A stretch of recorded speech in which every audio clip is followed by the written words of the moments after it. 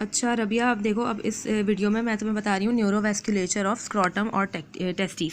ठीक है, देखो स्क्रॉटम कहाँ होता है और फिर उसके अंदर टेस्टिस होता है। ये तुम्हें पता है कि देखो इस तरह से स्क्रॉटम होता है दोनों साइड्स पर, और दोनों साइड्स पर एक एक टेस्टिस होता है, ये जो ऊपर जा रही होती है स्पर्मेटिक कॉर्ड होती है। ठीक है ना, ये सब तुम्हें पता होगा।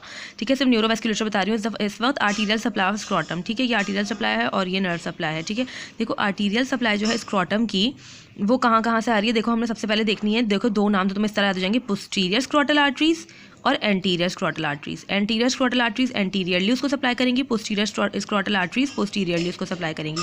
और एक है क्रीमेस्ट्रिक आर्टरी, ये तीन आर्टरीज हैं। क्रीमेस्ट्रिक आर्टरी इसका नाम क्यों है, क्योंकि हमने पढ़ा है कि स्क्रॉटम में एक क्रीमेस्ट्रिक फेशिया होता है और क्रीमेस्टर मसल होता है। ठीक है, पतली सी लेयर होती है, तो इसलिए उसको सप्लाई करने वाली जो आर्टरी है वो है क्रीमेस्ट्रिक आर्टरी। ठीक है, अब देखो जब मैंने तुम्हें कल आर्टरीज बताई थी तो हमने देखा था कि एब्डोमिनल एओर्टा से दो आर्टरीज डिवाइड होती हैं, कॉमन आइलियक, एक्सटर्नल आइलियक और इंटरनल आइलियक। एक्सटर्नल आइलियक बाहर चली जाती है और इंटरनल आइलियक अंदर आ जाती है। इंटरनल आइलियक जो थी वो मेनली पेल्विस के सारे स्ट्रक्चर्स को सप्लाई कर रही थी।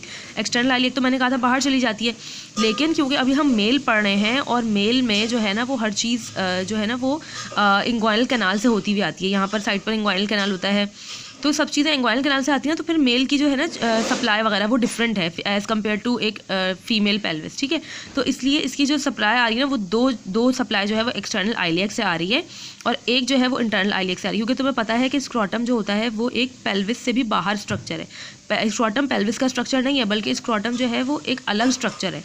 ठीक है, तो इसलिए उसकी सप्लाई इंटरनल आइलियक नहीं होगी। इंटरनल आइलियक तो मेनली पेल्विस की थी ना, इंटरनल आइलियक की एक ब्रांच है, कौन सी है, branches of the perineal artery which is a branch of internal pudendal artery. Internal pudendal artery खुद किसकी ब्रांच है, इंटरनल आइलिया की। अब तुम्हें इतना ज़्यादा याद रखने की ज़रूरत नहीं है, सिर्फ ये याद रखो कि पोस्टीरियर स्क्रॉटल आर्टरी ना है और पोस्टीरियर स्क्रॉटल आर्टरी जो है वो इंटरनल आइलिया की मेनली ब्रांच है। ठीक है, इन लोगों को छोड़ भी दो, कोई मसला नहीं होगा। ठीक है, पोस्टीरियर स्क्रॉटल पोस्टीरियरली इसको सप्लाई करेगी। ठीक है, अब एंटीरियर स्क्रॉटल जो है ये किसकी ब्रांच है, branch of deep external pudendal artery, अब ब्रांच ऑफ फीमोरल आर्टरी। ठीक है, फीमोरल हमने लोअर लिम्ब में पढ़ी थी और फीमोरल खुद किसकी ब्रांच है, एक्सटर्नल आइलियक। मैंने तुम्हें कहा था ना कि external iliac mainly gluteal region को और थाई वगैरह को सप्लाई करती है। तो देखो एक्सटर्नल आइलियक की ब्रांच थी फीमोरल और फीमोरल की फर्दर ब्रांच जो है ना वो ये है एंटीरियर स्क्रॉटल। क्योंकि तुम्हें पता है कि स्क्रॉटम जो है वो पेल्विस का स्ट्रक्चर नहीं है, वो दोनों लेग्स के बीच में एक स्ट्रक्चर है ना, थाइस के बीच में एक स्ट्रक्चर है, तो इसलिए उसकी सप्लाई जो है वो देखो फीमोरल की एक ब्रांच है डीप एक्सटर्नल पुडेंडल और फिर उसकी है एंटीरियर स्क्रॉटल, और फिर एक तीसरी जो है वो कौन सी है,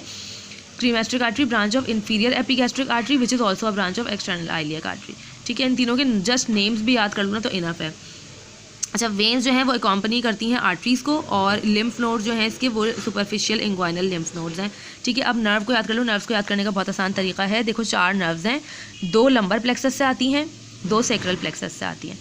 ठीक है, लंबर प्लेक्सस से जो आ रही हैं, देखो अब इसमें भी जैसे एंटीरियर और पोस्टीरियर स्क्रॉटल आर्टरीज थी ना, वैसे ही एंटीरियर और पोस्टीरियर स्क्रॉटल नर्व्स भी हैं।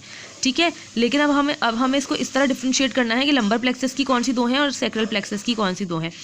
लंबर प्लेक्सस का एक वो तुमने पढ़ा होगा mnemonic, I twice got lunch on Friday, ये वाला आई ट्वाइस यानी आई 2 दफ़ा, गॉट लंच ऑन फ्राइडे, ये जो है ना ये सारी इस तरह से होती हैं उसकी लंबर प्लेक्सस की नर्व्स। ठीक है, तो देखो अब इसमें से कौन कौन सी आ रही है, genital branch of the genitofemoral nerve, ये वाली जी से जेनेटोफीमोरल नर्व होती है, ये L1 L2 लंबर प्लेक्सस की मेन ब्रांच होती है।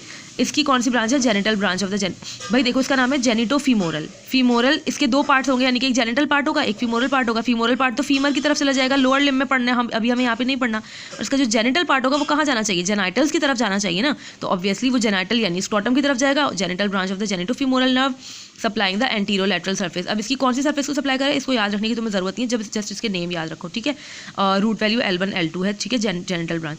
Anterior scrotal nerve, anterior scrotal nerve branch of the ilioinguinal nerve supplying the anterior surface. अब ये जो आई है ना 2 दफ़ा, इसमें से एक का नाम होता है इलियो इंग्वाइनल और एक का नाम होता है इलियो हाइपोगैस्ट्रिक। हाइपोगैस्ट्रिक तो पेट की तरफ चली जाएगी ऊपर, इलियो इंग्वाइनल का मतलब इंग्वाइनल की तरफ जाएगी, इलियम और इंग्वाइनल की तरफ, तो इसलिए इलियो इंग्वाइनल जो है उसकी वो एक ब्रांच देती है anterior scrotal nerve.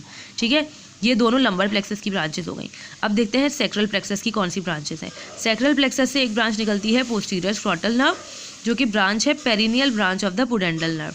Pudendal nerve मैंने तुम्हें पीछे शायद बता चुकी हूँ कि पुडेंडल नर्व जो है ना ये तुम ज़रूर याद रखो, कुछ आए ना आए पुडेंडल नर्व ज़रूर आएगी। मैं पुडेंडल नर्व के लिए सैक्रल प्लेक्सस की अभी वीडियो बनाऊंगी, उसके लिए पुडेंडल नर्व तुम्हें उसमें समझा दूंगी थोड़ा सही से। ठीक है, पुडेंडल नर्व को तुम रट लो, pudendal nerve root value S2 S3 S4। इस बात को तुम रट लो, अपने माइंड में बिठा लो। क्यों? क्योंकि पुडेंडल नर्व जो है वो पेरिनियम की मेजर नर्व है, ठीक है। हाँ, मैंने तुम्हें ये तब बताया था जब मैंने तुम्हें पेरिनियम के मसल्स बताए थे, वहाँ पर मैंने तुम्हें बताया था कि सबकी सप्लाई पुडेंडल नर्व से ही आ रही थी। मैंने तुम्हें बताया था ना कि सबकी सप्लाई, ये देखो ये यहाँ पे मैंने तुम्हें बताया था कि देखो सबकी सप्लाई सारे मसल्स जो थे, muscles of perineum, pudendal nerve S2 S3 S4 सब पुडेंडल नर्व से ही आ रहे थे। मेनली पुडेंडल नर्व थी, उनकी उसकी फर्दर ब्रांचेस थी। मेन तुम्हें पुडेंडल याद रखनी है, ये जो फर्दर छोटी ब्रांचेस हैं इनको मत याद रखो, ये तुमसे नहीं पूछेंगे। मेनली पुडेंडल नर्व पूछ सकते हैं, ठीक है। पुडेंडल नर्व का हमारे वक्त में भी आया था BCQ शायद कोई, तो ये पुडेंडल नर्व याद रखो। अब यहाँ पर भी देखो इन्होंने पुडेंडल नर्व है, देखो पुडेंडल नर्व से जो है ना उसकी ब्रांच है पेरिनियल ब्रांच, और पेरिनियल की ब्रांच है पोस्टीरियर स्क्रॉटल। अब पेरिनियल को अगर तुम बीच में से काट भी दो, डायरेक्ट इसकी ब्रांच इस तरह याद रखो तो भी सही है। पुडेंडल की ब्रांच पोस्टीरियर स्क्रॉटल, ये सैक्रल प्लेक्सस की ब्रांच है पुडेंडल नर्व, उसकी छोटी सी ब्रांच है posterior scrotal supplying the posterior surface, ठीक है। उसके बाद कौन सी आखिरी है? Perineal branch of the posterior cutaneous nerve of thigh. Posterior cutaneous nerve of thigh हमने लोअर लिम्ब में पढ़ी थी, ये स्क्रॉटम के पोस्टीरियर इन्फीरियर सरफेस को सप्लाई करेगी इसकी पेरिनियल ब्रांच, ठीक है।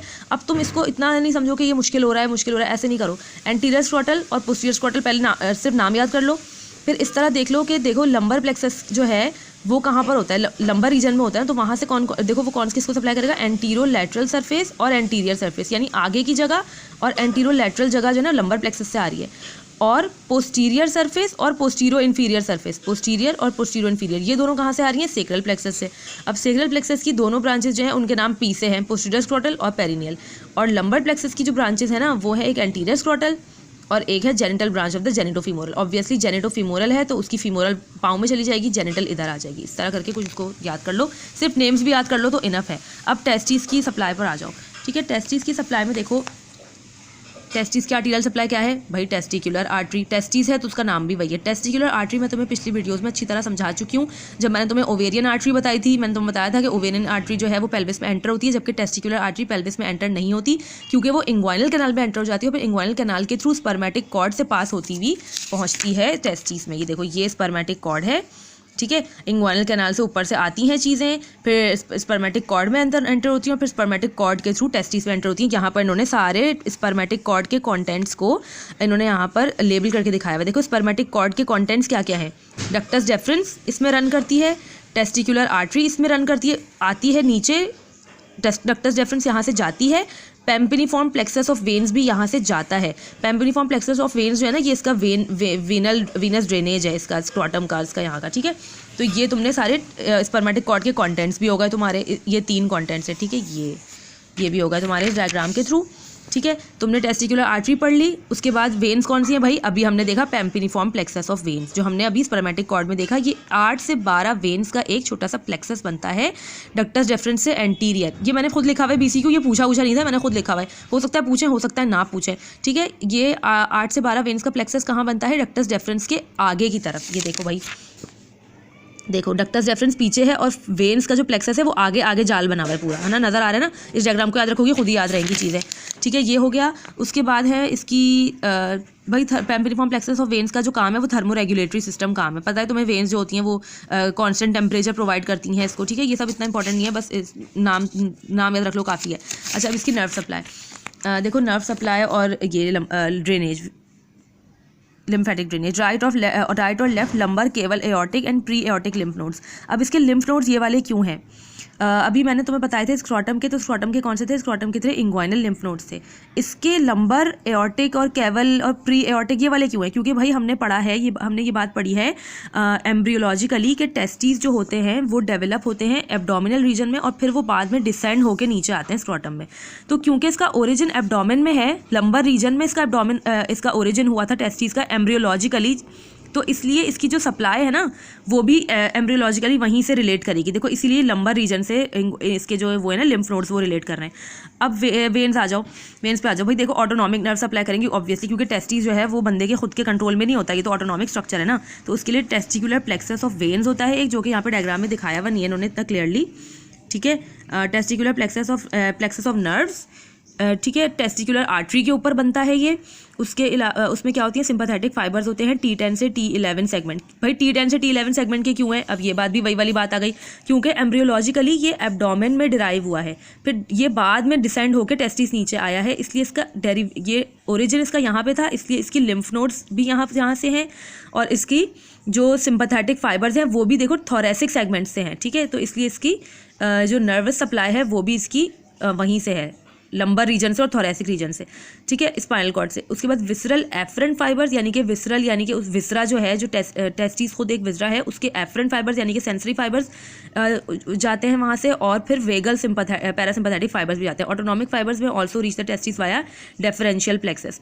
ये डेफरेंशियल प्लेक्सस जो है, ये डक्टस डेफरेंस जो है ना, डक्टस डेफरेंस जो इसमें से जा रही है, उसके ऊपर भी एक प्लेक्सस बना हुआ होता है नर्व्स का। तो ये बता रहे हैं कि ऑटोनॉमिक फाइबर्स कभी कभी डेफरेंशियल प्लेक्सस के थ्रू भी आ सकते हैं। ठीक है, वरना मेनली कहाँ से आएंगे, टेस्टिकुलर प्लेक्सस और नर्व से आएंगे। ठीक है, ये तुम्हारी इतनी न्यूरोवेस्कुलेचर हो गया।